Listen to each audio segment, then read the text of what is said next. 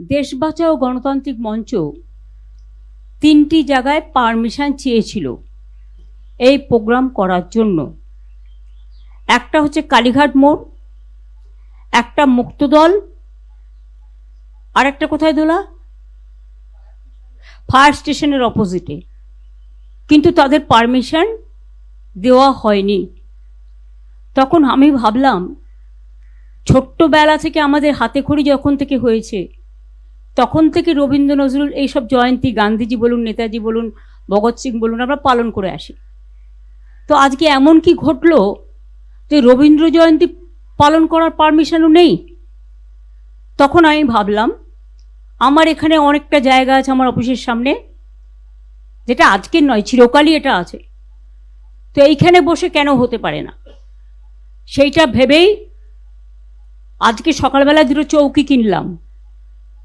সব ডেকোরেটরদের মানা করে দিয়েছে যাতে কেউ কোনো চৌকি টৌকি না দেয়, প্যান্ডেল না করে।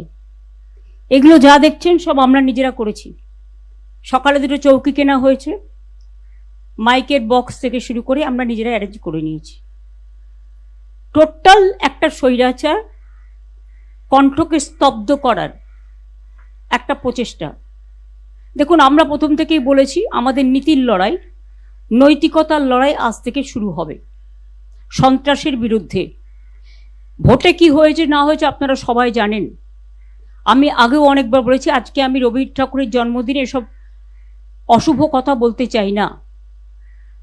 আমাদের শুভ শক্তির উদয় হোক এবং মানুষের মঙ্গল হোক। আমরা সবার মঙ্গল কামনা করে কথা নিশ্চয়ই বলবো।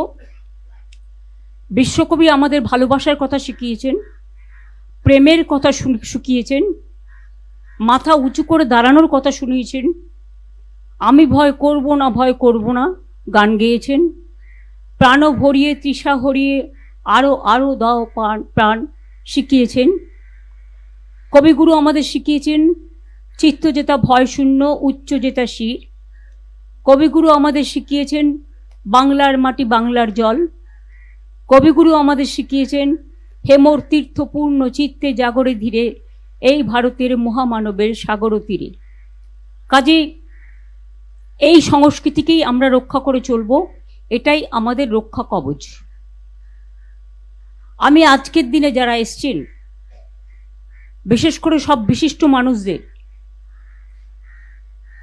এবং যারা ভয় পেয়েছেন তাদের আমি বলবো, আমি কিন্তু কাউকে রিকোয়েস্ট করা পছন্দ করি না। যার ইচ্ছে হবে মানসিকভাবে, নীতিগতভাবে, তারা নিজেদের মাটির টানে, শিকড়ের টানে তারা একত্রিত হবে, এটা আমি বিশ্বাস রাখি। এবং তাই আমাদের এখানে যারা উপস্থিত হয়েছেন সবাইকে আমি অনেক অনেক প্রণাম, অভিনন্দন জানাচ্ছি। এবং কবিগুরুর এই জন্মদিন দিয়ে আমাদের যাত্রা হলো শুরু। ওগো কর্ণধার তোমারে করি নমস্কার, রাস্তাই আমাদের রাস্তা দেখাবে। আমি আজকে যে সন্ত্রাস চলছে বাংলার মামাটি মানুষের ওপরে, আমাদের কর্মীদের ওপরে লাগামহীন বলগাহীন সন্ত্রাস চলছে। এমনকি আমার বাড়িতে একটি মেয়ে থাকে, তপশিলি মেয়ে, তার বাড়িতে তার 92 বছরের বৃদ্ধা মাকেও সরিয়ে দিতে হয়েছে, কারণ বিজেপির উন্মত্ত তাণ্ডব বাহিনী সেখানে উপস্থিত হয়ে নতুন একটি গৃহবধূ এসছে, তাকে বলা হয়েছে তাকে নির্যাতন করা হবে। ভয়ে রাত 3টে তারা বাড়ি ছেড়ে চলে গেছে। অনেকের বাড়ির সামনেই হোলিগানিজম করছে, বেনো জল ঢুকে গেছে অনেক। যাদের না আছে তারা ড্রিঙ্ক করে, ড্রাঙ্ক অবস্থায়, এবং পুলিশ টোটাল সাইলেন্ট। আমি কিন্তু মনে রাখবেন 2011 জেতার পরে আমি কারোর ওপর কোনো অত্যাচার করতে দিইনি। এবং আমি নিজে, তখনকার তদানীন্তন চিফ মিনিস্টার ছিলেন বুদ্ধদেব বাবু, আমার নিজের বুলেট প্রুফ কার্ডটা তার কাছে পাঠিয়ে দিয়েছিলাম এবং Z+ সিকিউরিটি দিয়েছিলাম। আর ওরা যেদিন থেকে জিতেছে সেই দিন রাত্রি থেকে আমাদের সব সিকিউরিটি উইথড্র করেছে। এমনকি গত পরশু দিন আমি অবাক হয়ে গেছি যখন দেখলাম আমার ফোন আসছে না, মেসেজ আসছে না, আর কেউ আমাকে ফোনও করছে না। তারপরে দেখলাম ইন্টারনেটটাই উইথড্র করে নিয়েছে। আরে আমাকে একটু 1 ঘন্টা আগে জানাতে পারতো। আমি তো চাই ওরা উইথড্র করুক, আমি ওদের দয়া নিতে চাই না, আমি কারো ক্ষমা ভিক্ষে চাই না, আমি কারো সহানুভূতি চাই না। কারণ লড়াইটা আমরা জিতেছি, এটা মাথায় রাখবেন। আমাদের হারানো হয়েছে, এটাই অতীব সত্যি, আগামী দিন প্রমাণ হবে। দিল্লির অল ইন্ডিয়ার সব লিডাররা আমার সাথে যোগাযোগ করেছেন। আমি তাদের, সোনিয়াজি কথা বলেছেন, রাহুল গান্ধী কথা বলেছেন, খার্গেজি কথা বলেছেন, উদ্ধব ঠাকরে আমাদের মেসেজ পাঠিয়েছেন, তেজস্বী মেসেজ পাঠিয়েছেন, অখিলেশ নিজে এসে ঘুরে গেছেন। এছাড়াও হেমন্ত সোরেন থেকে শুরু করে কেউ বাকি নেই। কাজে আপনাদের, ইভেন অরবিন্দ বলেছে, আমি নিজের জীবনে এত কষ্ট পাইনি যখন আমি নিজেও হেরেছি, এটা হারানো হয়েছে। আমি তাদের সকলকেই মিটিং থেকে কৃতজ্ঞতা জানাই। এবং আপনাদের কাছে একটা কথা বলি, সংখ্যায় হয়তো বেশি লোক এখন পাবেন না, তার কারণ সবার বাড়ি আটকে রেখে দিয়েছে, নয় ভয় দেখাচ্ছে, নয় চুরি করে নিচ্ছে, নয় ডাকাতি করে নিচ্ছে, এমনকি কিছু গুন্ডা বাহিনী। আপনাদের আমি কি বলবো, পরশুদিন মহুয়া মিত্র আমাদের সাংসদ কলকাতা থেকে দিল্লি যাচ্ছিল প্লেনে, সেখানে দেখছে দিল্লিতে যাচ্ছে, কলকাতা থেকে যারা লিগিং করতে এসেছিল তারা ফিরে যাচ্ছে। তারা ওখানে ওকে এত অশ্লীল ভাষা বলেছে, ভিডিও আমাদের কাছে আছে, ওর সঙ্গে সঙ্গে ব্যাক করে চলে এসছে। বললো দিদি আমি তর্ক করতে গেলে আমি চাইনি ওদের সাথে কোনো বিতর্কে জড়াতে। আমি বললাম ভালো করেছো, এভিডেন্স কিন্তু আমাদের কাছে সব কিছু আছে, নিশ্চিন্তে থাকুন।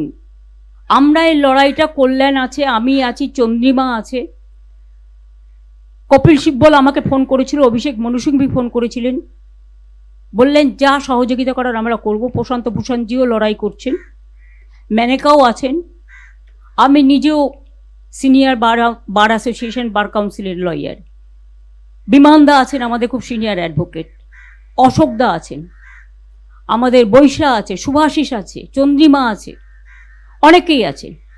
আমাদের লড়াই আমরা করতে জানি, আমরা এটা করে নেব। কিন্তু এখন যেটা আপনাদের আমি বলবো যে এই সিচুয়েশনে যখন চারিদিকে সন্ত্রাসের একটা বজ্র নিঘাত চলছে, বজ্রপাত, সেখানে ভয় না পেয়ে আমি বাংলার যত রাজনৈতিক বিরোধী দল আছেন, তৃণমূল কংগ্রেসে থেকে আমি আবেদন জানাচ্ছি, যদি মনে হয় আবেদনটা গ্রহণযোগ্য করবেন, তা নাহলে করবেন না, এটা আপনাদের অধিকার। কিন্তু আবেদন জানাতে তো কোনো অসুবিধে নেই।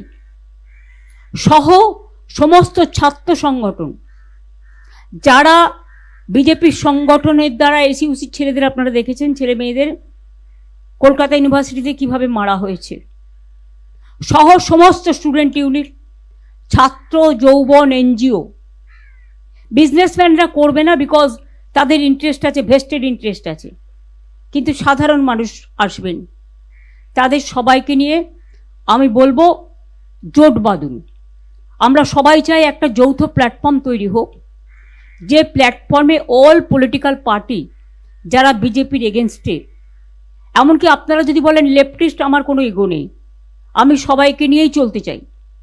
এবং আজকে যা অবস্থা, বিজেপিকে যদি রুখতে হয়, লেফটিস্ট সবাইকে, আল্ট্রা লেফট সবাইকে, আমাদের তৃণমূল কংগ্রেস আমরা কথা দিচ্ছি, ন্যাশনাল পার্টি সবাইকে, যার যতটুকু শক্তি আছে, দিল্লিতেও যেমন আমরা লড়াই করব, তেমনি বাংলাতেও আসুন আমরা জোট বাঁধি। যদি কেউ এ ব্যাপারে কোনো রাজনৈতিক দল আমার সাথে কথা বলতে চান, আমি 4টে থেকে 6টা পর্যন্ত অ্যাভেলেবেল আছি অফিসে, আমাকে জানাবেন, আমি নিশ্চয়ই আপনাদের সাথে কথা বলবো। আমার মনে হয় এটা আমি একটা রবীন্দ্রনাথের সামনে দাঁড়িয়ে এই আবেদনটা সবার কাছে রাখলাম। এখন কিন্তু এটা ভাবার সময় নয় আমি কে ওকে, এনিমিজ মাই ফ্রেন্ড, এটা ভাবার সময় নয়।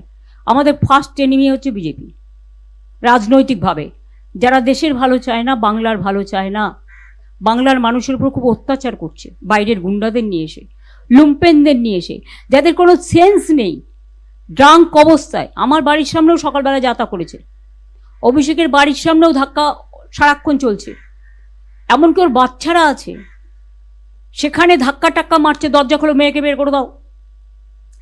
এমনকি টিচার পড়াতে গেছে, তাকে জিজ্ঞেস করেছে কেন ঢুকছেন, তিনি বলেছেন আরে আমি তো টিচার, শিশুরা পড়াশোনা করবে না। এইসব চলছে। এই অবস্থার মধ্যে দাঁড়িয়ে লড়াইটা কিন্তু আমরা তো লড়বই, কিন্তু আমি সমস্ত বিজেপি বিরুদ্ধী রাজনৈতিক দলকে, সমস্ত এনজিওসদের, অনেক পলিটিক্যাল অর্গানাইজেশন আছে যারা অনেক সামাজিক কাজ করেন, তাদের সবাইকে আবেদন করব, নিউট্রাল অনেক প্ল্যাটফর্ম আছে তাদেরও আবেদন করব, যার কোনো ব্যবসায়িক ইন্টারেস্ট নেই তারা কিন্তু এই আবেদনে দয়া করে সাড়া দেবেন। কারণ ব্যবসায়িক ইন্টারেস্ট যাদের আছে তারা একটু একটু করে সরে যাবে, কারণ তারা তাদের নিজেদের স্বার্থ দেখবে। তাদের নিয়মিতই সরকারে যে থাকে তার স্বার্থে জড়িয়ে পড়ে, আর যখন নিজের স্বার্থে বদনাম করে চলে যায় আর খেসারতটা দিতে হয় রাজনৈতিক দলকে। আমাদের ওদের প্রয়োজন নেই। যারা যেতে চায় তাদের যাওয়ার জন্য আমি অনুমতি দিচ্ছি, যারা থাকতে চায় এবং নতুন করে আসতে চায় তাদের আমি আবেদন জানাচ্ছি, আহ্বান জানাচ্ছি।